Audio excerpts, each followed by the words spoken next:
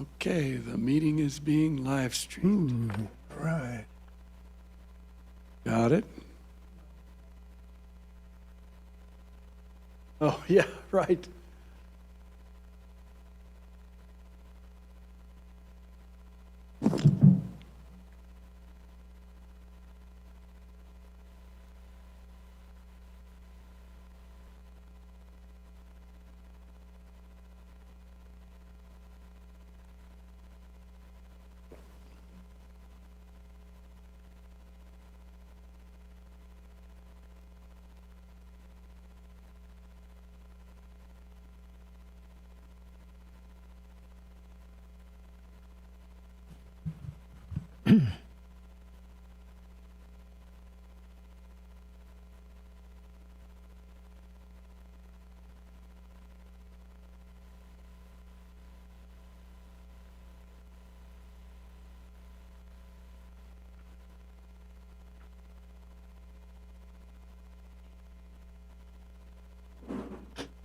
Minutes, yeah, okay.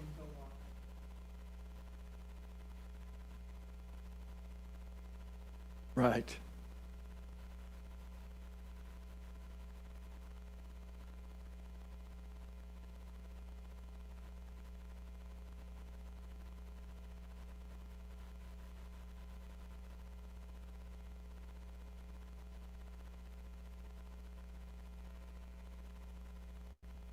Okay, and a handful of more folks are plugging in.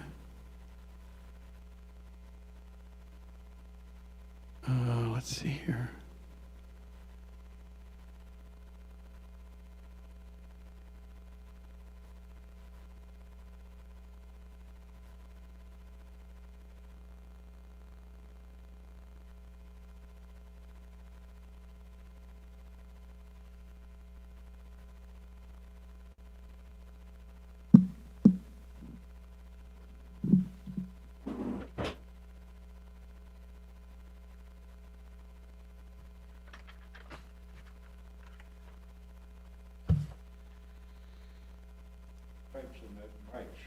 Michael, you have Lucana's panel view up? Yep, I'm all set. Great, thanks. Ray Franklin, hi there.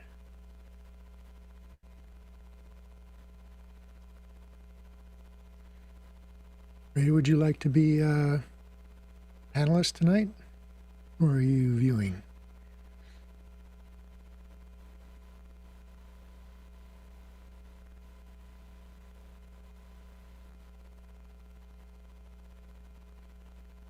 For that matter, would anybody who is currently logged in like to be a panelist tonight?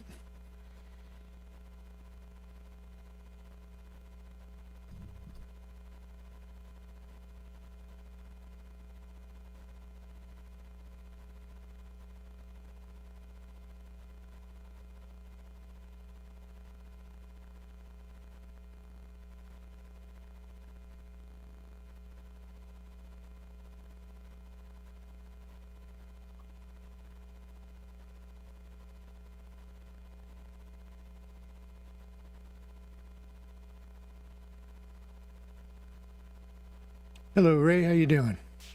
I'm good. Thought I'd Good to peek see you. in. So much good things talked about this in office hours. Thought I'd take a peek if you don't mind. Welcome, welcome. Plus, we have a technical connection. That's right. That's right. Would you like to be a panelist tonight? I think I'd be an observer tonight, but thanks for the offer. Certainly. Marty, we got 1 minute. You wanted to record? Thank you.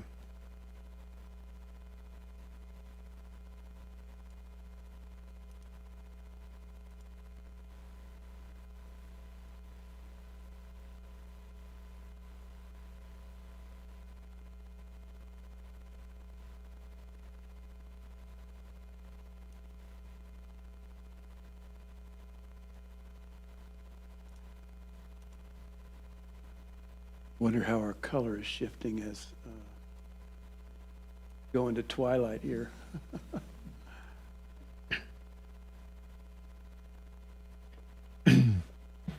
All right, everybody else want to mute?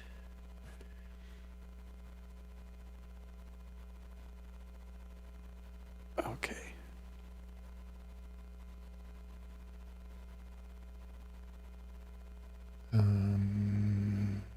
Check something here.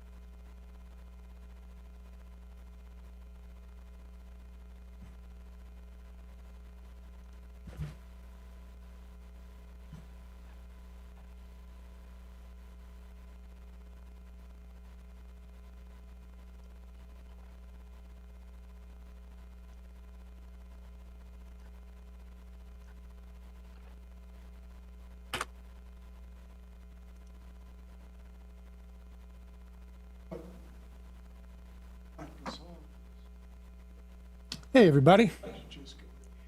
Welcome to episode 32 of the Hybrid Ministries Tech Forum, where we discuss all matters relating to the technical challenges, well, not just the technical challenges, but all challenges related to the opportunities of live streaming worship services and other events. And give me just a second here because I'm not hearing something that I should hear. All right. This, here, there. Okay.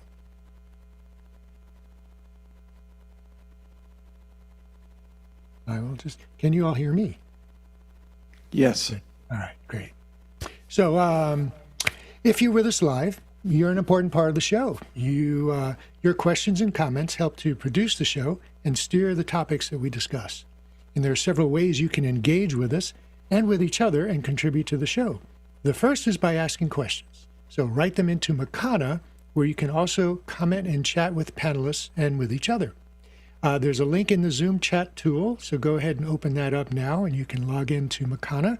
When you do, be sure to enter, if you're doing it for the first time, be sure to enter in your first and last name and your location so that we can address you properly when you're asking questions. And here is a QR code. If you're watching on YouTube or Facebook, you can scan that with your phone, and that will bring up Mukana to log in on your personal device. Because you can't see if you're on YouTube, you cannot see the Zoom chat. So you can do that. And the second way to engage is in our Discord. So that is our full-time topic-driven information and resource and discussion platform. When you register for the Zoom show, you'll get an invitation to join the Discord. You'll find valuable show information, schedules, topics, where to find past recordings, and lots of information about doing live streaming for whether it be audio, video, computer, workflow, all kinds of things about live streaming for church services in the Discord. And you can also ask questions and get answers from our panelists. If you want to invite other people to the show, you can find all the registration information on the Discord and on our Facebook page, where we also post upcoming episodes. And if you'd like to participate on our panel, maybe you can offer a different perspective or experience. Just get here a bit early, 30 to 45 minutes before showtime, and we'll check you in. And if you're with us live on Zoom, you can stick around after we're done and participate in the post-show, where we'll have a casual conversation with open microphones, and you can speak with the panelists and our guests tonight. And we are just one in a related set of communities that I and our panelists contribute to, dedicated to all flavors of worship and commercial media production. So if you're hungry to learn more, look for links in the Discord under related shows. And we have audio training classes on most Mondays at 3 p.m. Eastern Time, where we work on skills for live mixing, how to listen, how to edit. Look for announcements in the Discord under Monday training classes. So today we have a real treat. We're going to visit with a fairly small church in Lake Chapala, Mexico, who actually started live streaming very early on during COVID from their sanctuary. And then they won our needs assessment contest back on April 8th, I think it was, right? We did that live on the air. You can find that recording on our YouTube channel. That was episode 10, right? And so we have Matt Alsbaugh from Lake Chapala, accompanied by Charlie Jacobs and Richard Clark. So, hi, gents. How you doing? Good. And actually, Charlie, if you want to go to a wider shot, we actually picked up two more folks of our tech team coming in, Robert Barnett over here, and also Chris Gang, who is actually going to be board president, if I can say that. We hope soon. So it's kind of a... He keeps saying it to himself as if it's a bad dream. No. Yeah. So Marty, did you want to do any kind of intro-y stuff, or do you want us to just jump into? Yeah, let's review a couple of things from when we did the needs assessment. So we have that's the wrong page. Let me go to the right page. Hang on just a second here. And we'll take a look at some pictures of where you were.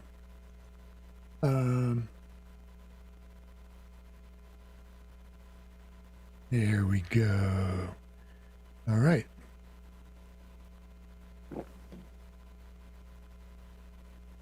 Okay, I'll try to talk quickly through whatever you've got there. This is a picture of the entrance. We'll show another one in a few minutes of our space. You can see that it's relatively open. We have two open walls here, which has allowed us to weather the pandemic fairly well with good airflow, and it allowed us to feel comfortable opening the space a good bit earlier than many other folks felt comfortable doing that. I believe that we've been open since June. So let's kind of scroll forward a little bit. This is a pic of the front altar area of our space from that time. Yeah, as you can see, the chairs are all emptied out. We didn't have anybody in the space except for tech folks and presenters. And we'll slip on forward. Well, there are the chairs all stacked up in the back. And yeah, that's just sort of a riser in the back of the room. Back view. Yeah, the riser in the back. We'll come back to that. And here was a typical setup back in the day when we would set up a bunch of webcams on tripods, or later on we shifted to like handy cams, and I think we had a DSLR in that setup, and a small. Let's see. By then, I think we did get a hold of an ATEM Mini, so we were using that to mix our video, and we had some fairly small consumer grade handy cams here, right, that were serving a good purpose. They were great starters.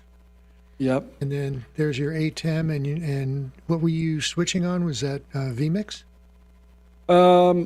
Let's see. Really, we were just dumping it right into Zoom, and right. We still are doing that. There was some resistance to shifting away from PowerPoint as the source for videos and images, and that's something we might want to talk about tonight. So next. All right. Yep. There was The, little Behringer interface for right. audio mixing. And then I remember, and then we had this rack here with a little XR, with an XR18 mixer here. yeah. I think it No, actually no, was it a an 12. XR12, right? Yeah, and we're still living with that. I think that's in next year's budget to bump that up, but not super significantly. We'll talk about that a little bit. We did replace the amplifier, which was on the top rack there. It was an old mixer amp, really, really noisy. So one upgrade. All right. Well, so I imagine you've come a little bit ways since then. So why don't you show us around? Talk us through what you've done since. Okay, you last so visited. why don't we start with a slideshow we have here, so we'll pop that up.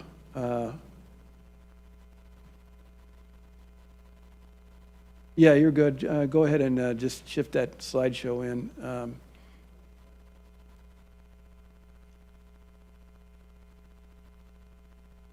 Okay. So again, this is the front entrance from the street, and now we'll go inside. If we'll have the next slide, and this is a similar view to what you saw before, except this happened to be Dia de los Muertos, Day of the Dead, and so we have all the flowers out and all of the little decorations and whatnot. But you can kind of see that this is now the building is open, and we have people showing up before the service. And so if we'll go to the next one. Here's a quick review of the floor plan of the space. So the entrance area is from the bottom on the right side. The space, as you can see, is, I believe it's 38 by 22. Not a huge space, but certainly workable for us. We've set it up with 2 large monitors in the front and 2 monitors in the back that we use for, I think the term is confidence monitor, and also we use one for teleprompter. We've moved our tech area to the back, as you saw earlier, up on that stage. And we have a row of tables forming a tech desk back there. We have 2 PTZ cameras, one in the back and one on the side, as well as 1 fixed camera in the back. I believe the term of the art is a safety camera. And then, of course, the piano is shown up there on the right side of the chancel area from the audience point of view. Let's see if there's anything else significant to say about this. One note is that one of the excellent suggestions that came out of the needs assessment was we tend to overflow into outdoor seating area, which you see overflow seating area at the top and the bottom.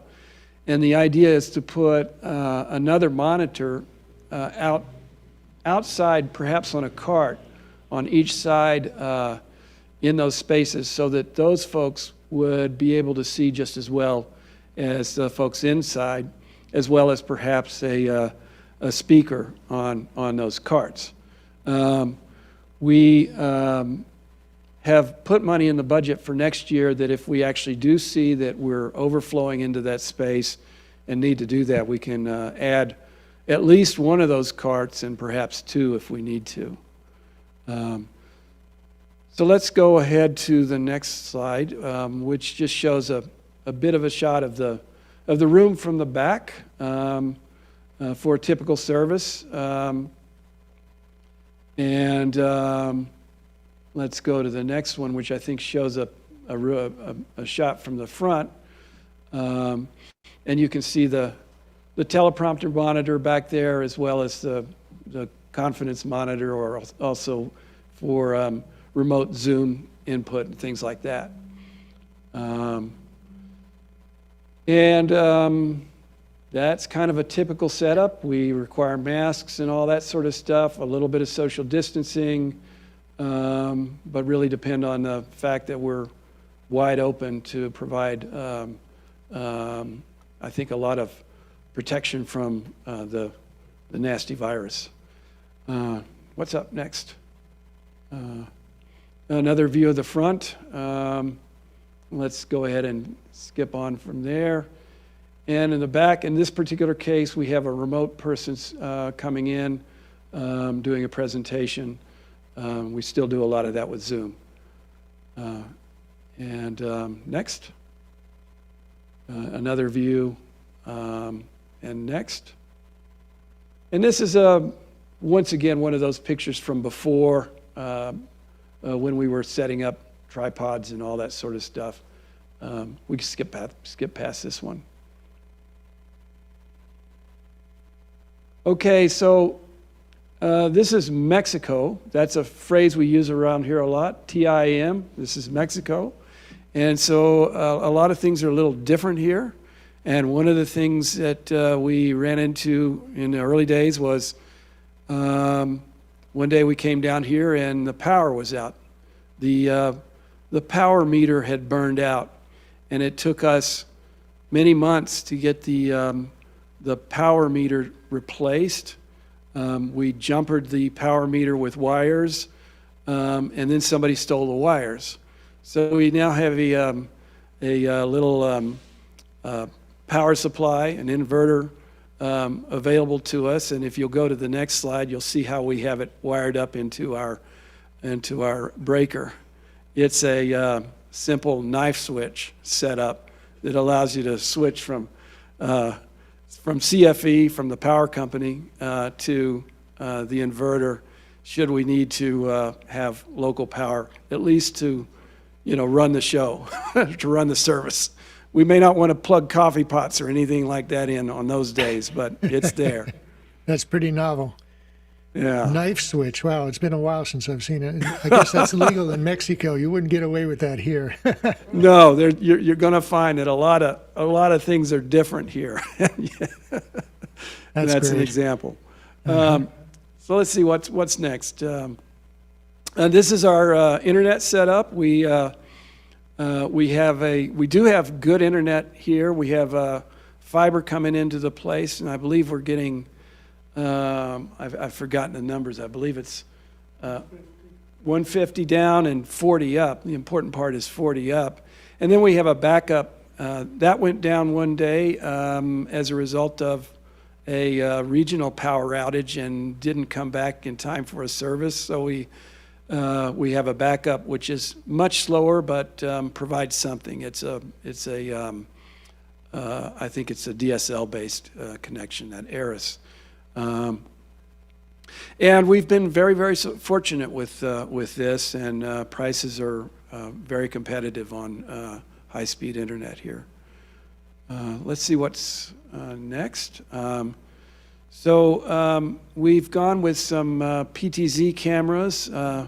Some of you may not be kind of keen on the fact that we went with a Chinese knockoff instead of PTZ optics, but they have served us well. They are, I think, as far as we know, exact replica of the PTZ optics cameras, and seem to work with all of the software, including Bit Focus Companion, which is how we control them through through Stream Decks as a primary way we operate these.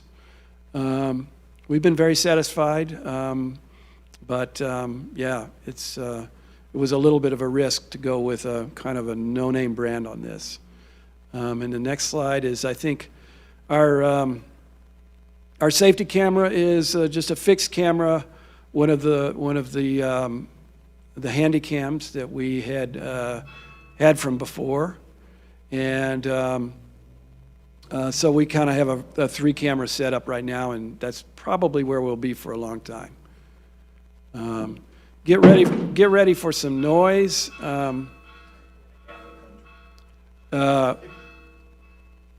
Even during our services, we have to put up with the Catholic Church across the street ringing their bells. and there's not much we can do about that.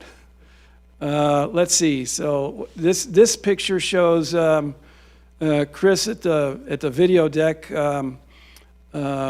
We have again that ATEM, but primarily a lot of the work we do now is through a stream deck, where we've programmed the a number of presets for every Sunday, and that has really worked well for us. And let's see what's next. I think next is the PowerPoint setup, and Robert was probably doing that this day.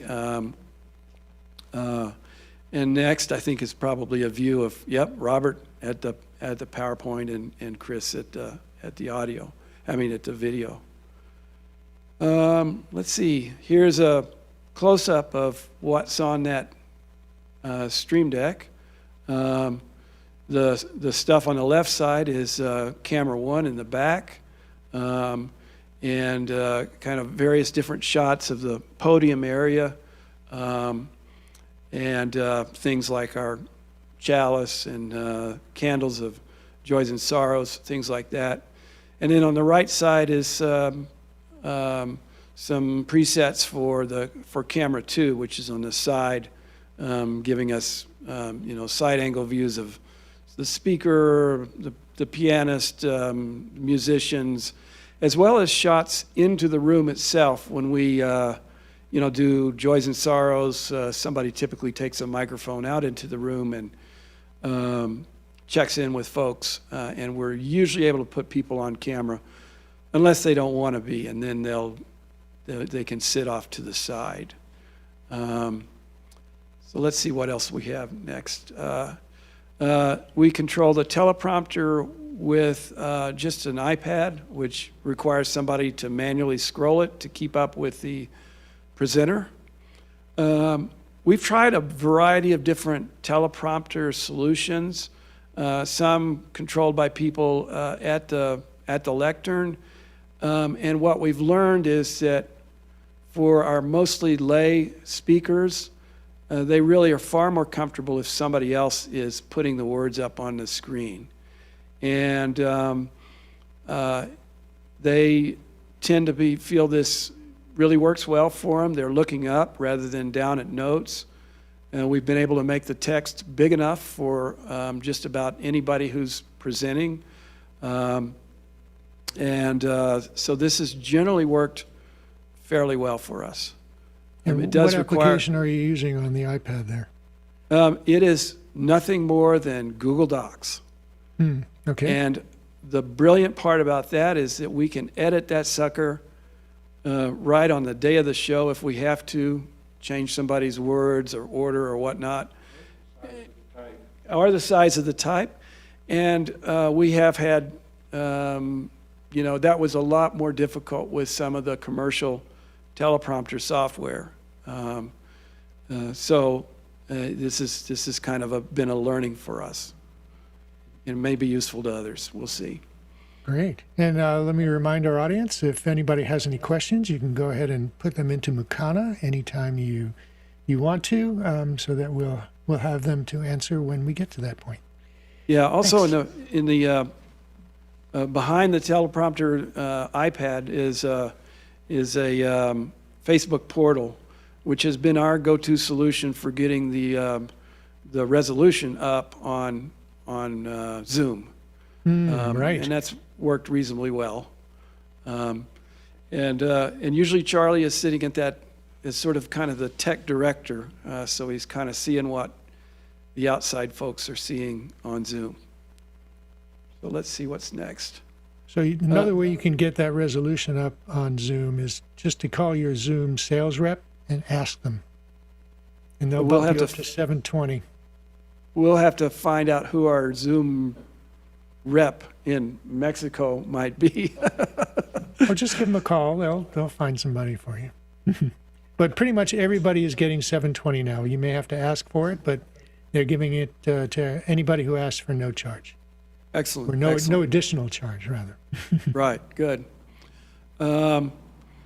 Here's the mix console on a computer, and this is kind of what it looks like currently.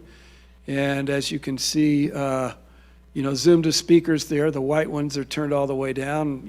Mix minus was something that we learned from you guys, and that has been, really beneficial.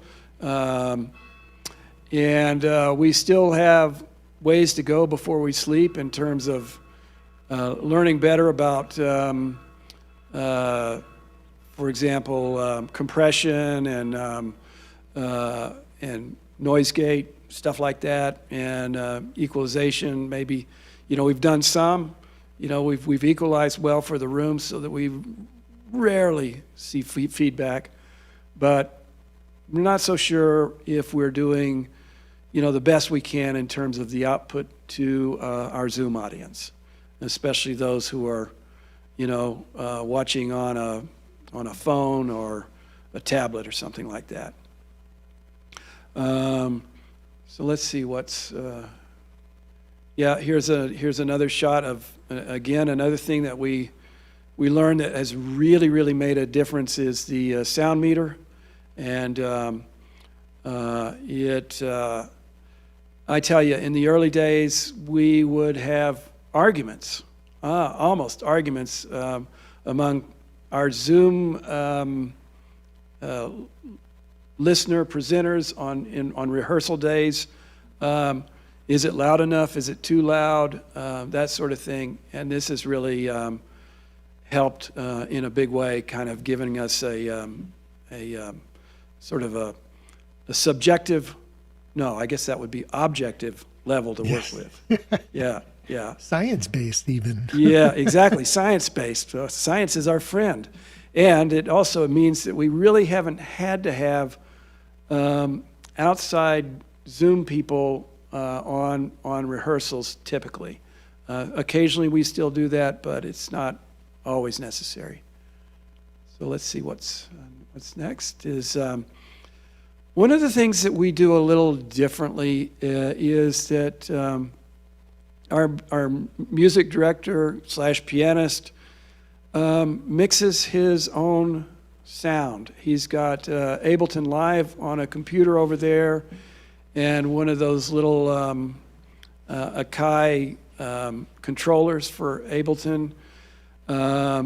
He creates backing tracks and all that sort of stuff for the music, whether or not he's performing, live on the piano, whether or not we have a singer or other musicians coming in.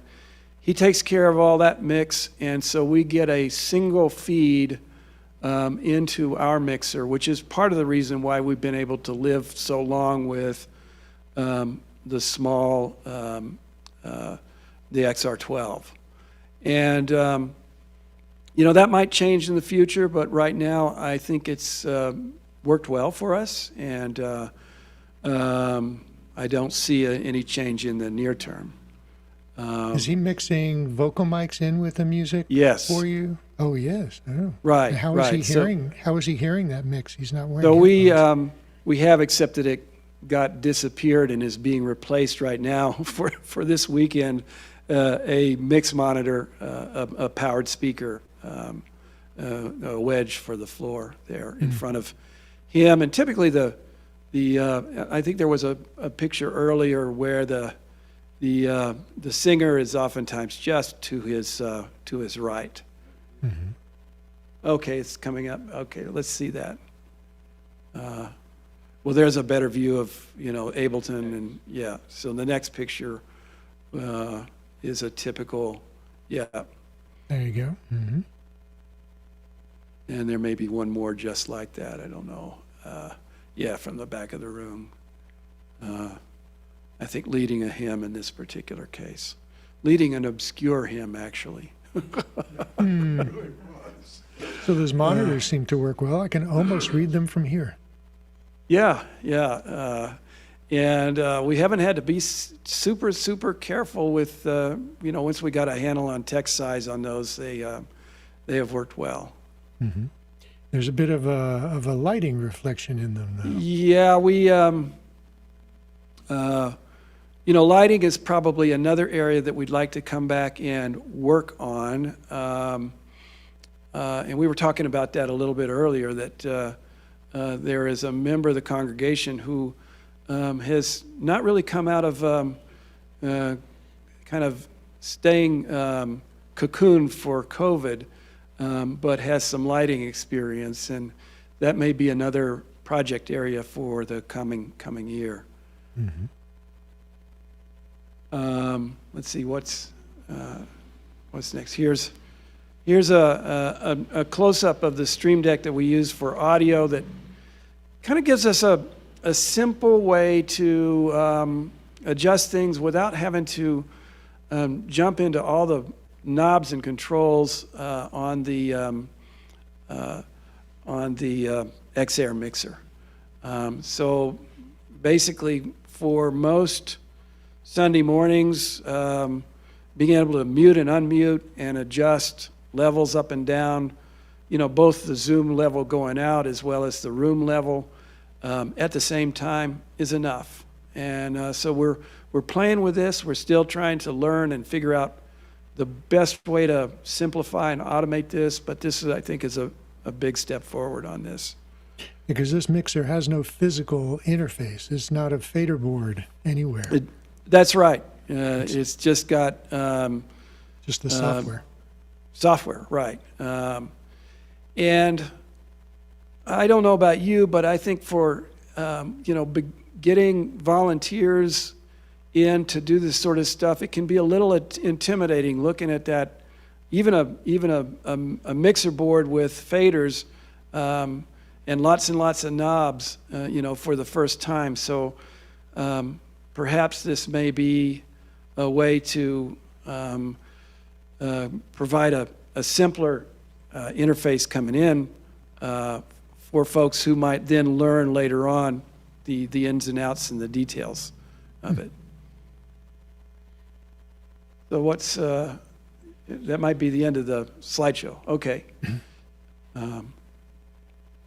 So now, first off, I guess we would ask if there were any questions that came out, and if not, we can just... questions, actually.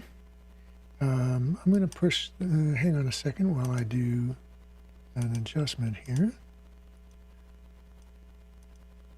All right. So the first question from Ray Franklin in Mount Dora, Florida. Ray asks, concerning the PA speakers, are they upstage of the live microphones? So are the microphones in front of or behind where the loudspeakers are mounted? In a way, they're a little behind. They're almost on a plane with, but I would say a little bit behind. I'm kind of looking at the front space now, and I don't know if, Charlie, if you could easily bring up maybe, this image doesn't quite show the speakers, but, and I think actually Charlie's bringing up another wider shot. But typically the folks at the podium would be a couple of feet behind the speakers, and the singer would be as well, even further back. However, I'll say this, that we did do some work with the handheld microphones, ringing out the room, and have had really no feedback. Even when we bring those microphones to, let's say, an audience person who might be in the front row, right in front of the speaker. And I'm just impressed with that. And I guess that's the credit goes to the mixer. Oh, yeah, if you want to pop that. Yeah. That image probably gives you a better sense of what's going on. Mm-hmm. Well, getting no feedback is a huge hurdle for most rooms, for most people, and that's quite an accomplishment. And anything above that you improve from that's gravy. Yeah. Right? Cool. Now, you had asked about EQing and such. We can get into that. Yeah, we wonder if back here, if maybe the fact that we have two open walls is helping out on that a significant bit. Not I'm sure. I'm sure it is, because in most rooms with that kind of configuration, the speakers are mounted close to the walls, and there are a lot, and will reflect off of those walls. And those reflections can add not just energy into the room, but have timing issues, and can increase the likelihood of feedback. Right. Yes. Yeah, but EQ is an important thing, is an important tool that you can use to cut down on the primary feedback frequencies, which are actually related to the dimensions of the room, right? Right. So if you've got that done, that's a big step. Cool. The next question is also from Ray. He wants to know, is your audio control able to EQ for the room speakers and separately for Zoom? I believe it is. Yeah. And I'm just kind of going over here and looking. I think we have.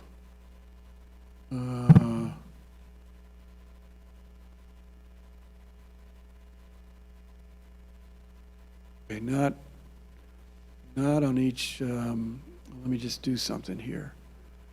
I'm going to mess up something.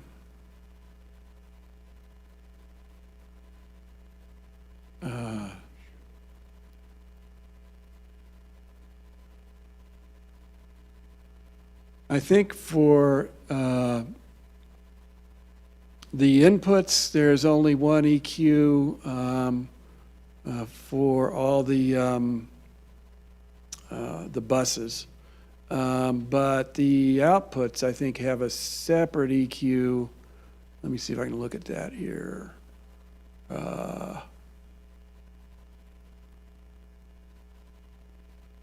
Oh, you're trying to look over my shoulder. Okay, cool.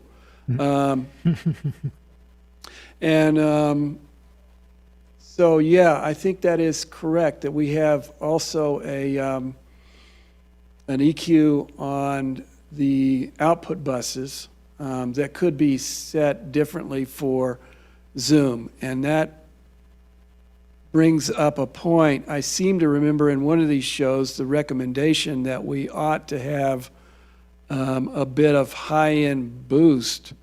If I'm remembering correctly, maybe I got that backwards, for folks who are using things like iPads and phones so that they maintain the intelligibility. Tell me if I'm wrong. Generally on those devices, it's easier for them to produce high frequencies than low frequencies. So if anything, I might boost the lows, Okay. right? And that's easy enough to evaluate by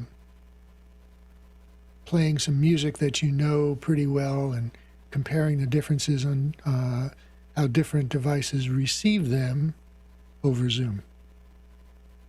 Yes. But yeah, I believe that in terms of the mixer's capabilities, and this is very common on most mixers, you have input EQ, and that's common.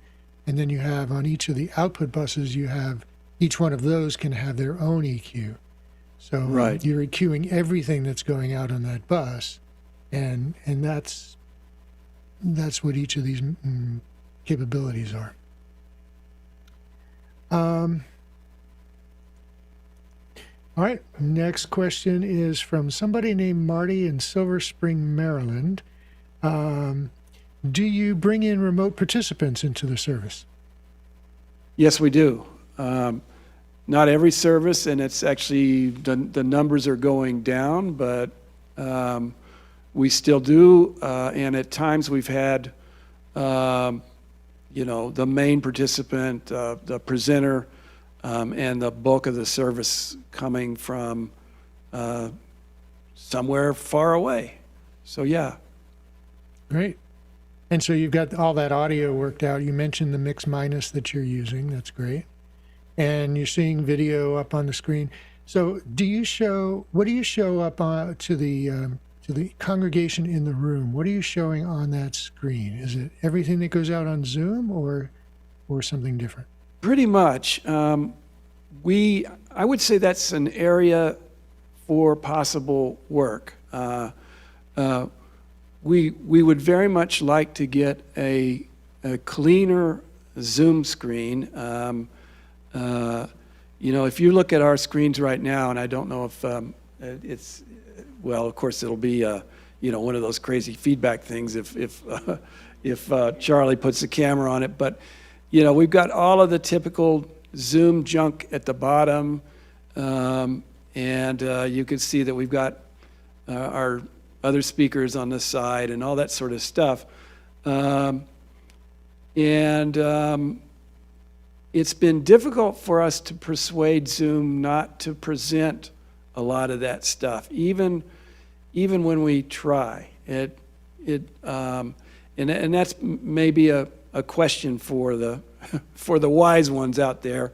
What do we need to do? And it may be that we need a computer with yet another video output, something a little more powerful than what we're doing, so that we can drive clean video out that represents what we're either sending out on Zoom or receiving on Zoom if we're, for example, have an outside presenter.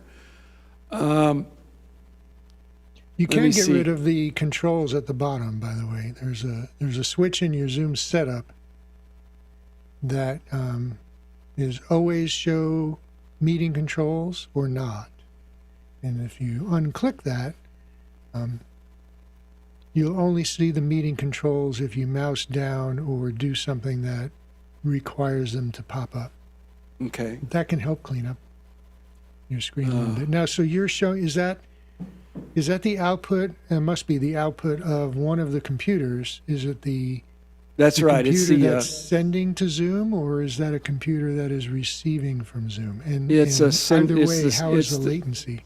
It's the sending computer, and as a consequence, the latency is relatively small. It's still noticeable if you look, and typically we'll have an enlarged view of the speaker up on the screens most of the time, interspersed with slides and videos and things like that. I've forgotten what folks tend to call that, mag view, magnification? iMag? Mag image? iMag. Yeah, Okay. image magnification. Yeah, iMag, and most people don't seem to mind it, even with the tiny bit of delay that appears. We thought about using a receive Zoom computer, but quickly realized that the latency would be way bad.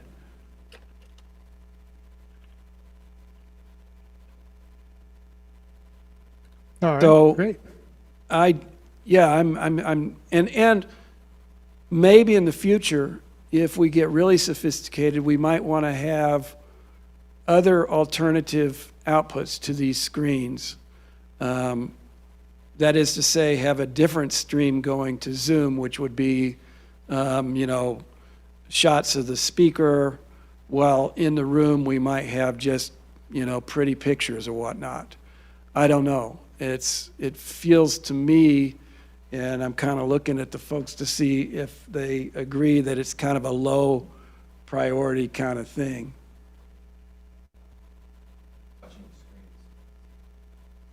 Yeah, Chris tells me that a lot, and I agree that a lot of folks are watching the screens on Sunday during the service, and especially if we end up adding screens for overflow, those would need to be pretty much same as Zoom, I think.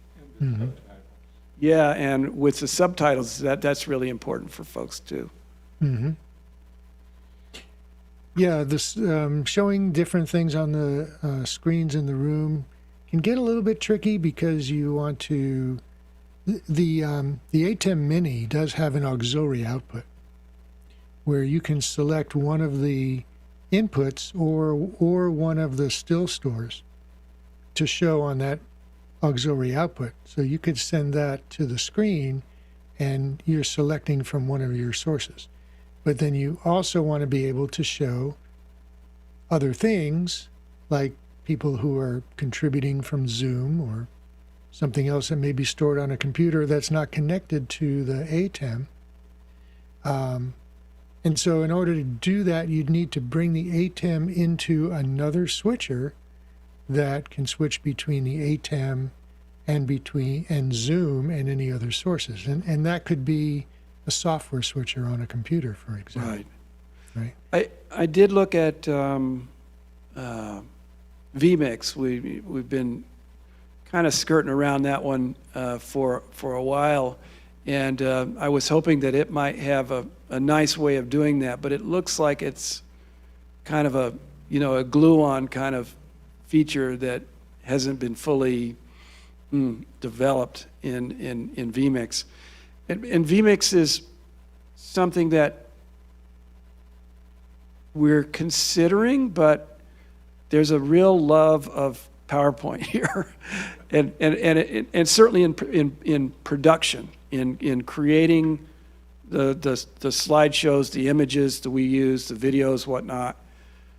I'm wondering if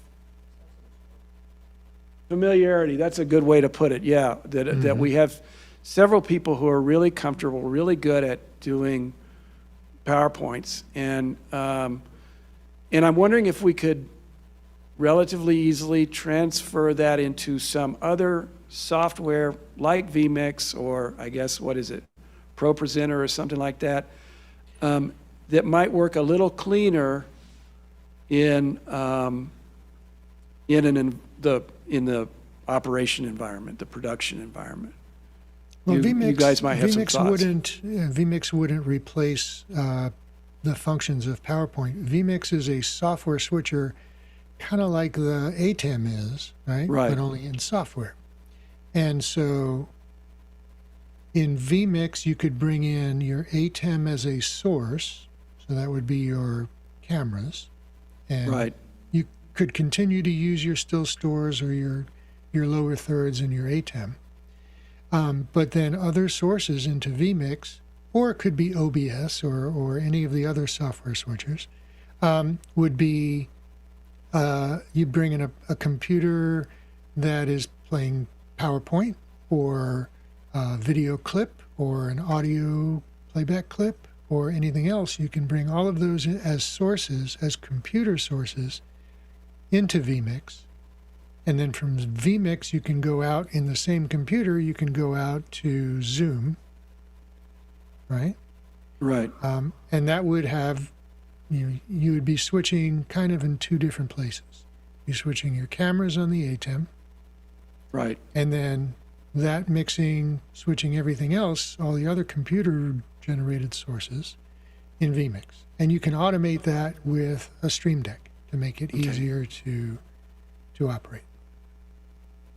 Right. Now in vMix has one of the nicer features of vMix over OBS is that it can do multiple video and audio outputs. Okay. So one output can be your send to Zoom. Another output could be your send to your front monitors.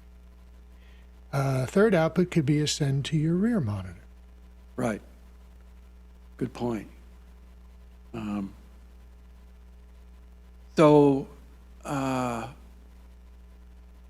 Just noting, and this is just an observation, less about the technical thing, but operationally here, we have not even scraped the surface on things like lower thirds and such like that.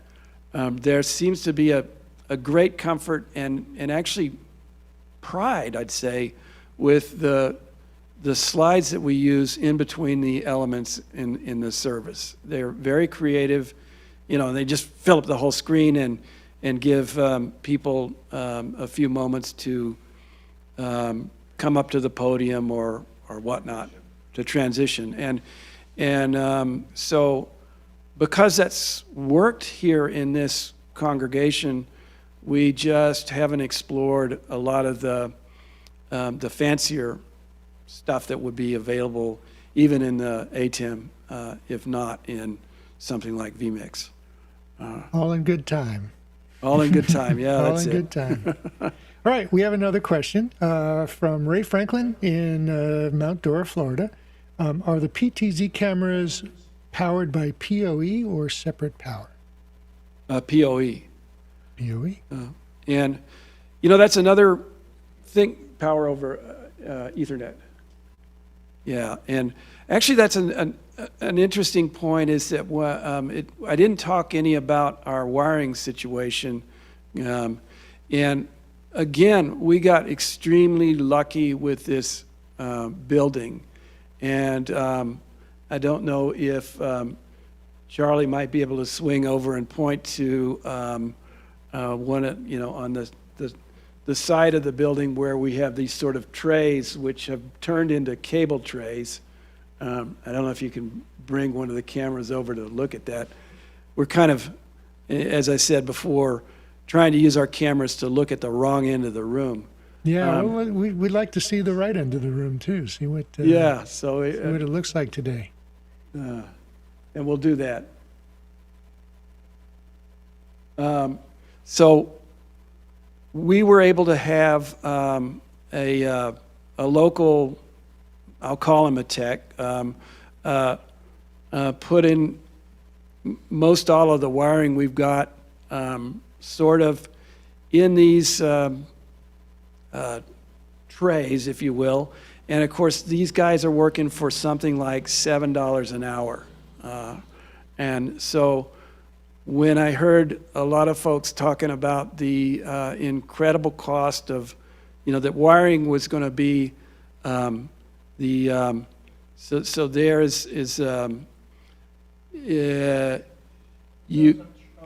it doesn't show well, but what you if you put it back up, Charlie, I'll try to describe what you're seeing. What you're seeing is a pillar and then outdoor area that's dark right now, and above that pillar is a light, and then above that is some like cove molding, which actually has a space behind it, which is where we run most of our wiring that goes, well, all of the wiring that goes from front to back. And so while we did overbuild Ethernet, category cable, as we've realized that we made mistakes. Like, for example, we put in Cat 5e, I don't know why, instead of 6, maybe availability. We found that one of the monitors, we're using HDMI over category cable. One of those monitors really didn't like it. We ended up just buying a bunch of Cat 6 and running another wire. And it was, just a lot less of a nightmare than it would have been in other churches that I've been involved in as I think back. So that was very creative. You on top of those pillars, with the cove molding, you created a wiring channel that went from the front of the room to the back of the room, and it looks very decorative. Right. Yes, and and the ceilings helped. And admittedly, we still have lots and lots of wire that runs, just open around parts of the space. But the reality is, here in Mexico, even in nice houses, you see, 120-volt electrical wire stapled along the walls. It's just a different culture, and we just live into that. TIM, right? You put it? TIM, yes. This is Mexico. OSHA free. It's my what our guy says. OSHA free Mexico. All right. Yeah. We have another question from Keith Miller in Paint Branch, Maryland. What is a handycam? We use that term a few times. Oh, these are just little Sony portable video cameras. They have a decent zoom on them. Let's see, there was a picture of one in there if you can find it easily. I think it's, maybe a dozen down. And they were about, I think, $200, something like that. They really were our first step out of getting out of the webcam world where you had no Zoom capability. Yeah, that. I think as a classification, they are the type of video camera that just fits in the palm of your hand. So it's got Right. a viewfinder that you look through, and it's no bigger than really the palm of your hand. So that's why they called it a handy cam, right? Yeah, actually, if you scroll down a few more, there's a better image, a close-up. Yeah.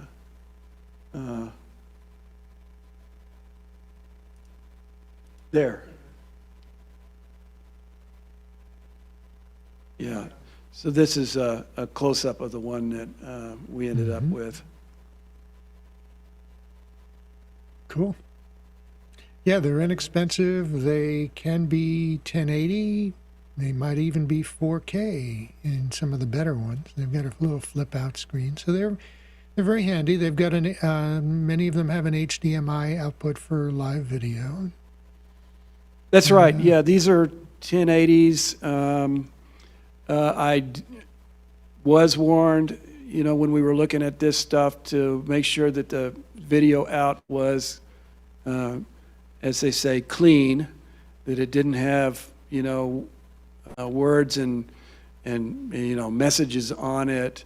And even that is sometimes we had to go deep in the settings to figure out how to turn that feature on.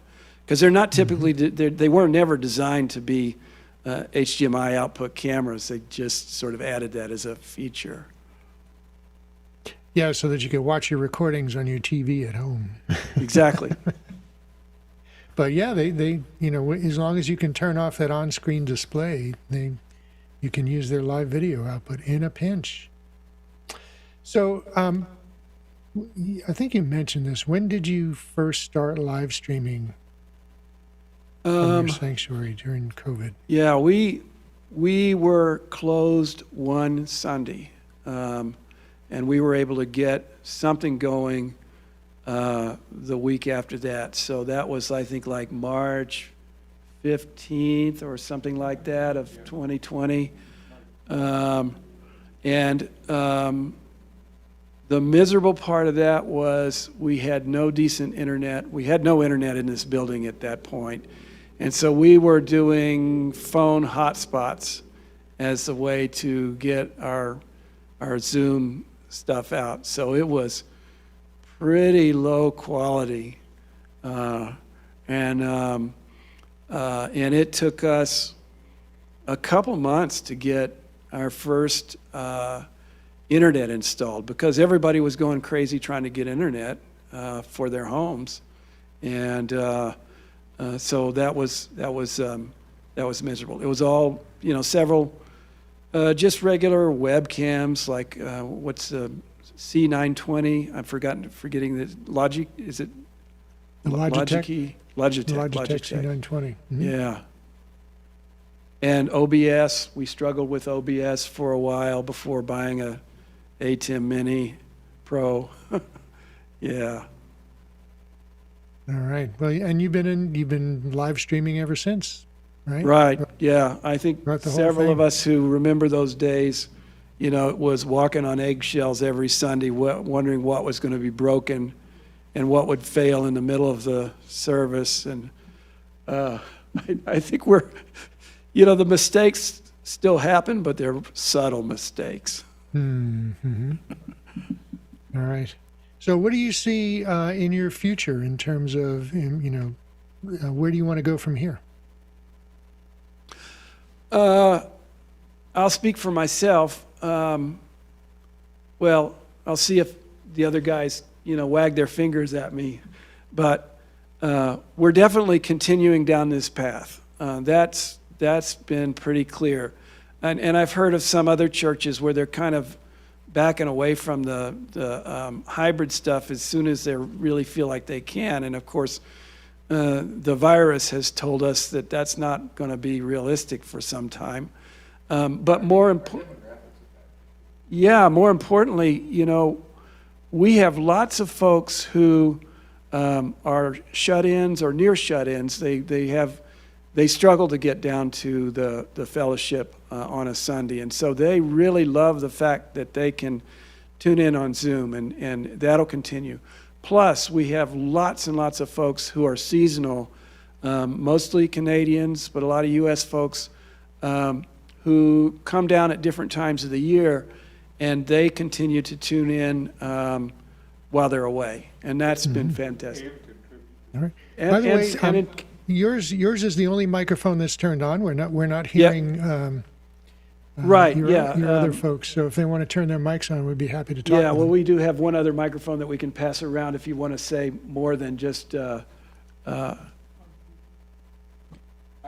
And also with the remote folks, they are contributing to the service, so they're not just watching. It lets us involve them in the service. And that's great. That's what we always intended for this to be is an interactive service that draws people in, keeps people engaged, right? Especially and it's not just because you're local and you don't want to go to church for fear of contracting something. It's because you're away from church, or you're away from home, or you're traveling, or or you're not feeling well, or whatever. It's a way to stay connected, and I think that's beautiful. And for what's the size of your congregation? we're about 100 still, maybe a 100 little more people. now. We just had a joining thing with, I think, about 15 people. And the other thing that I've noticed is that we've had a lot of visitors who either have found out about Ahihic as a place to retire to. Maybe they were considering the general idea of retiring outside of the United States or Canada, and discovered Ahihic through finding us on YouTube or in other ways. And also many of those folks have tuned into a number of services, oftentimes for months before coming down, and so they're already familiar with kind of what we're like and even know some of the people. So that's been really, really fantastic. That's great. For 100 people, 100-person church, 100 people in your membership, there are churches 2 and 3 times that size who are catching up to you still. It's true. We were very, very fortunate that we were able to meet in our space rather than doing Zoom from individual homes, and gradually build up the technology over the time when, nobody really could be meeting well, except for let me not get political about the people who met during the worst of COVID. We had a huge infection in my back in North Carolina as a result of a particular congregation that held a Christmas Eve service, and it was a super spreader event. So we tried to dance the fine line of getting back to as much doing church as we could while still staying safe. Well, there was something else I was going to say about that. Well,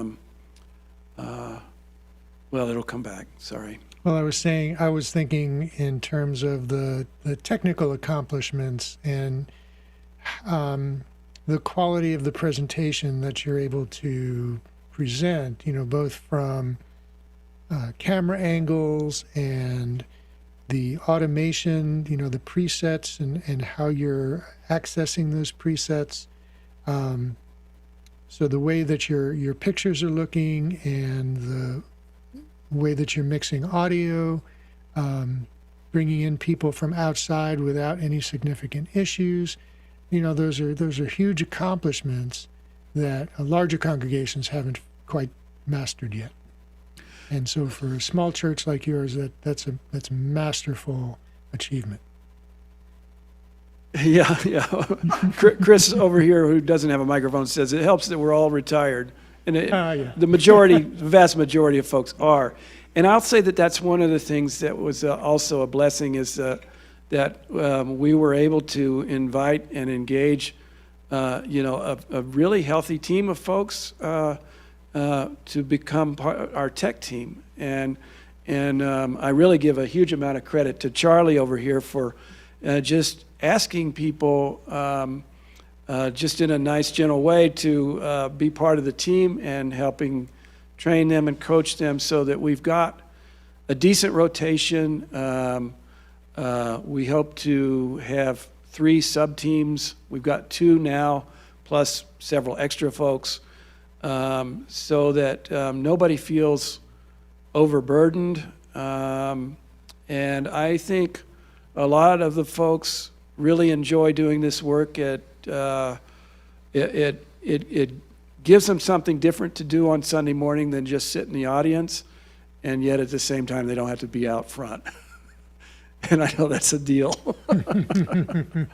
Cool. All right. Well, we have, let's see, so it's 8:05. We've been here for 65 minutes. We can go a few minutes longer. If you have anything you'd like to explore, any questions or improvements that you're thinking of making that we'd like to hear about, because it's all really interesting so far. And there are some, we have people on the panel here. We even have some really good people here in the audience who, anybody else has questions for them, or you might have some questions that they can answer. Let's see, Chris is asking how many people are online or watching right now. We have 14 people on 14? on the Zoom call. There might even be people on YouTube. Okay, and yeah, I haven't gone to look at the YouTubes and see how many people look at them after the fact. Hopefully they may find this one interesting, but we'll see. Let me see if there are some questions that questions that are coming up in our area. We already mentioned the question about PowerPoint and the presentation bit of it. When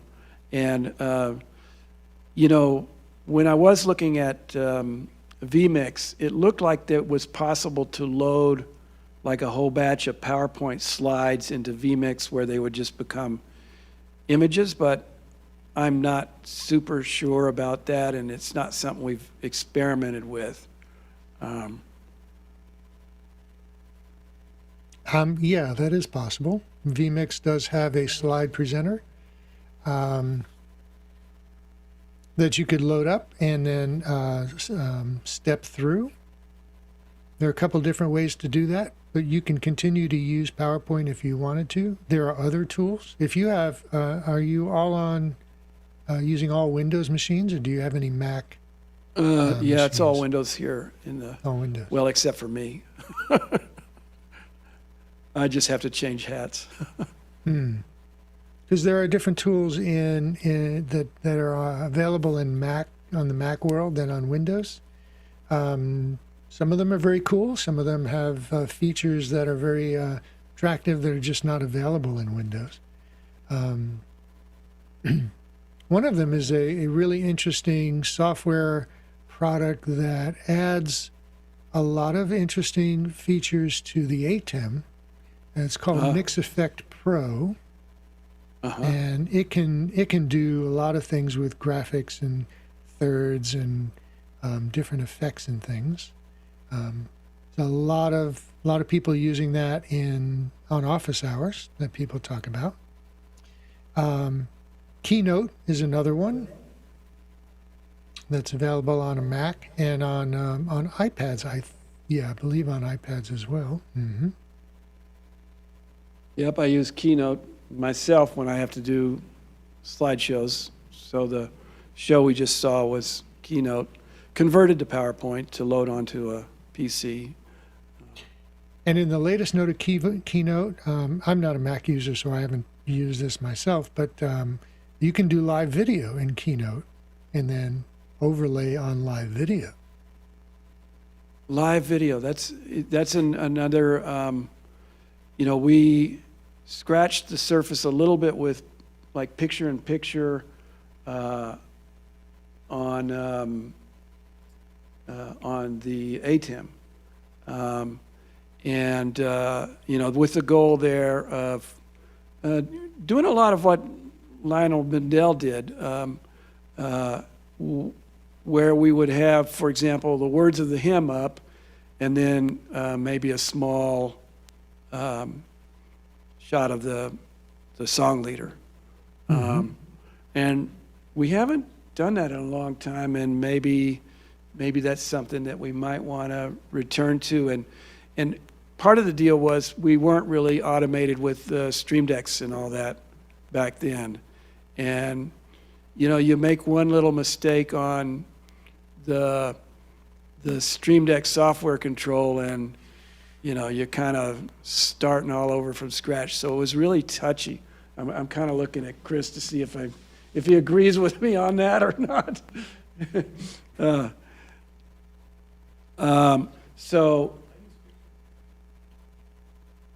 Yeah, Chris likes to use picture-in-picture when he remembers to. So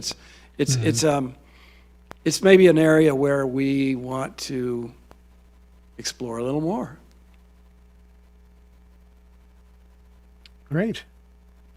Yeah, and the use of the Stream Decks, they can be very creative things. You can do so many things with them between the Stream Deck software, the companion software. You can have a single push button do a number of different steps, like change a camera position and mute an audio and unmute a different audio channel, all with one push button. I would love a deep dive into Stream Deck automation if that comes down the pipe somewhere. We've realized that we can, reach across the tables right now, and so there's a button on the Stream Deck that Charlie is in front of to mute and unmute a microphone that person would typically have in their hands. There are a few other things that we've done, but we haven't delved into, for example, reaching into controlling Zoom at enough of a level, like spotlighting and stuff like that, to automate some of that stuff. And at times in our scripts, there are a whole bunch of steps that we do in sequence every week. For example, to set up for Candles of Joys and Sorrows, where we need to ask the people on Zoom to speak up and stuff like that. It would be wonderful to automate some of that so it's a single button, and yet we just need more skill on that, I think. Well, actually, doing a deep dive on Stream Deck is something that I've been wanting to take up on the Hybrid Ministries Tech Forum. So look for an upcoming episode soon. Excellent. So we have a couple more questions stacking up for you. Okay. Keith Miller at Paint Branch, Maryland is asking, can people watching from the in-room and people watching remotely interact with each other? Do they really feel like all one group of people? That's an interesting question. Yeah. In the early days when we were, not those early days, but when we first got these PTZ cameras set up, we explored, for example, discussions after the service that mixed people on Zoom with people in the room together. And we also, and that was a little difficult to pull off because we didn't yet have this Zoom camera that's up in the front of the room that could look at the audience so that the audience could participate. And so it was a little clunky. The other thing we tried to explore is to put the Facebook portal device in another room so that people that wanted to have discussion after the service could go with the presenter into another room and meet with the people on Zoom as well as those people and have a discussion. And that just didn't really work so well. And so I'm going to say that that's probably still a area of possibility, an area of work for the future. All right. Yep. Here's a question that I'll add to that. When the people in the room are singing hymns, for example, can the people at home hear them? Somebody just brought that up, and we want to add a microphone just picking up the folks in the room and sending that out, mixed in with the, the song leader. So, yeah. That also came up on something else. Oh, like responsive readings. Same deal. Right. And Chris just made a point that for gallery view might be the only way where we sort of really have kind of the obvious interaction on Zoom. All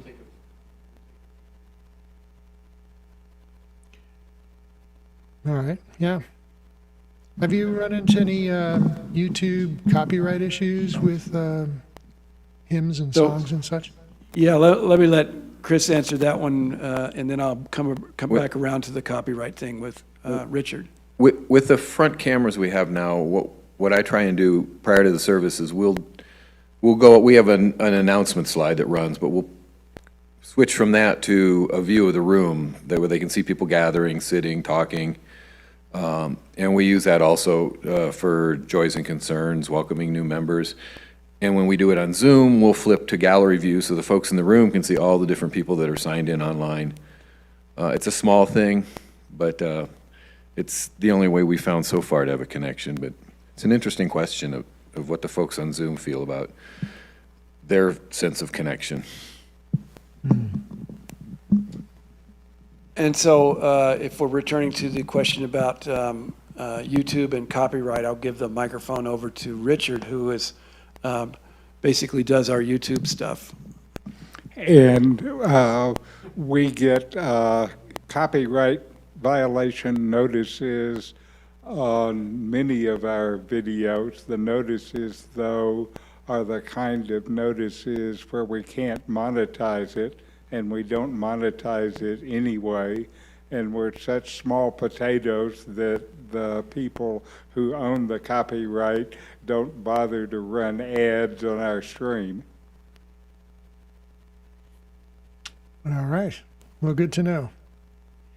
We have a question from Keith Miller in Paint Branch, Maryland. How many people typically watch a service remotely? And how many typically contribute or participate in discussions remotely? Now, remote viewership has gone down since we have people in the room. 2 months ago, it was 50 or 60 typically. Now it's maybe 30, but we have the other 30 in the room. And in terms of the remote discussions on Zoom, that still goes on after every service. And there are maybe a dozen people that are Zoom watchers that participate in that post-service discussion. Most of the people in the post-service discussion are the Zoomers, not the one in the room. I didn't want to interrupt you, but somebody is asking if we could see you. Yeah, well, Charlie, could you punch up Let me get just a sort of wide shot how of about the, a wide view of all of three the of back you? of the room? Yeah. Can you do that? Okay. There I am. All right. Hi.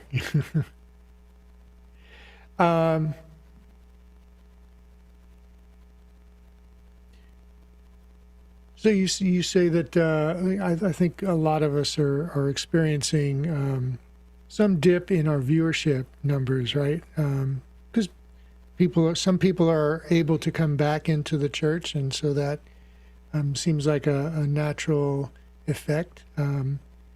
But you're still seeing, if I remember hearing you correctly, you're still seeing a lot of remote viewers, particularly by people who are not physically located near the church, right? Yes. And regarding the YouTube numbers, what are those looking like? Do you remember? The YouTube numbers of the videos we put up, the YouTube numbers range from a low of 20 or 30, and we have several that have had something like 200 views. So we have occasional ones that are big hits for some reason that I don't know. Well, that's pretty great for a congregation your size. Those are great numbers.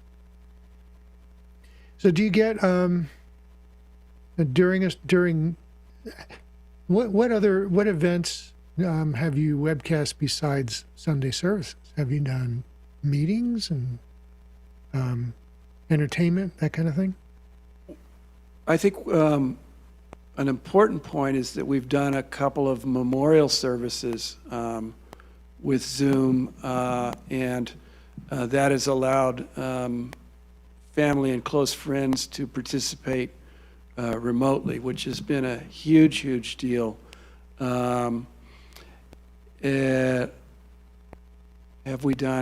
We've done like our annual meeting was on Zoom, and fortunately when it went without a hitch. I do recall that a lot of folks were worrying about, how do you do voting and all that sort of stuff, but fortunately that's not been a deal here. We haven't done any, we've had some live entertainment events here, but not used our Zoom capability for that. Oh, one other example was kind of a curious one was there's a small Jewish congregation here that contacted us and asked if they could work with us to do a High Holy Day service because they wanted to, use our Zoom capability to reach some of their participants. And they were very liberal, and we were quite happy to work with them to put together a service that was, acceptable for both them and us, and it really, really worked out quite well. Oh, that's wonderful. Service for San Miguel. And also, we did our joint service with the other UU congregation in Mexico that's comprised of migrants from the northern lands in San Miguel de Allende. And that was quite a delight. Excellent, excellent. All right. And let's see, Ray Franklin is asking, are you recording the services and are they available online? Yes, we are. They are on YouTube, and there is a YouTube channel for those. And if you go to our website, lakechapalauu.org, I think that's, it's not on the first page, but it's pretty easy to find those. And Is that spelled out, Lake Chapala UU? That's right. .org. Lake, yeah. I'll fact- put that in Mukana. .org. Okay. Oh, yeah, excellent. Yeah, put it. Good idea.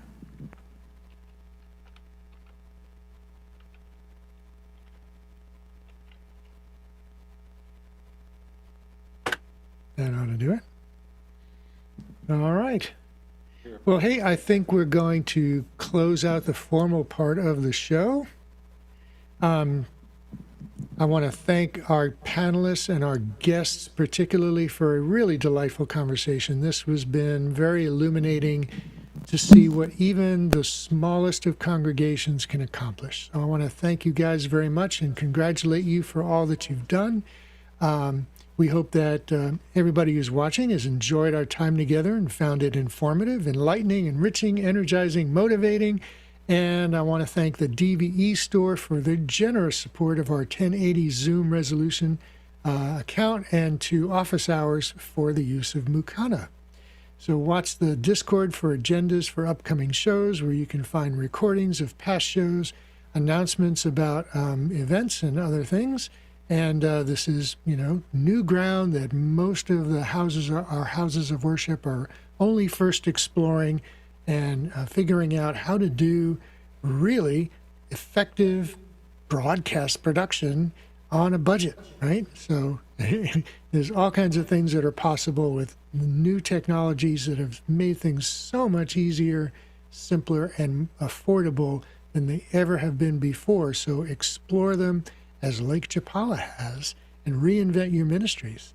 So we'll see you in 2 weeks. Remember, next week at 3 p.m. Eastern Time is Leo Mendel's Synagogue Tech Forum, which is a fascinating show, a little bit of a different spin on how to do things, and it's focused on synagogue services, but as we say here, at the level that we are talking about, denomination and faith is pretty transparent. It's all about presenting your messages, presenting your music, and engaging with your congregations. So we will go into the post-show conversation right now, and everybody have a great week. Great.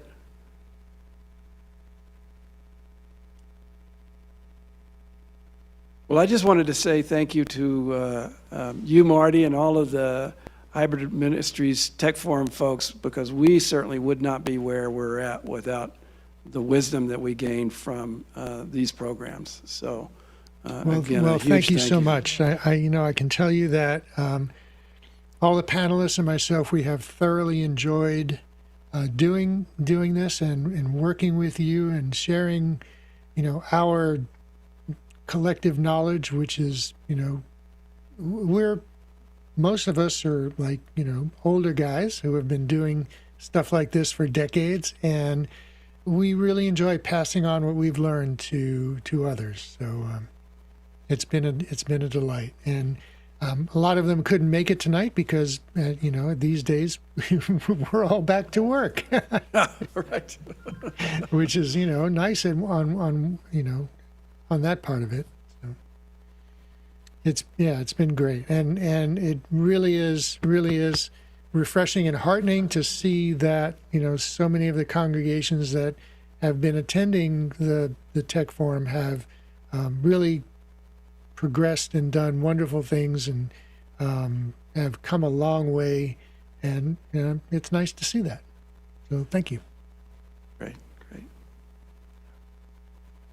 So everybody can unmute their microphones if you like, and talk with Matt and other people down at Lake Chapala, or to each other. Anybody has any generalized questions that they'd like to ask, please feel free. Everybody, I just want to say that was a really great show. But I'm gonna jump off for tonight. I gotta go. So I gotta get up. So it was good to see everybody. That was really an amazing show.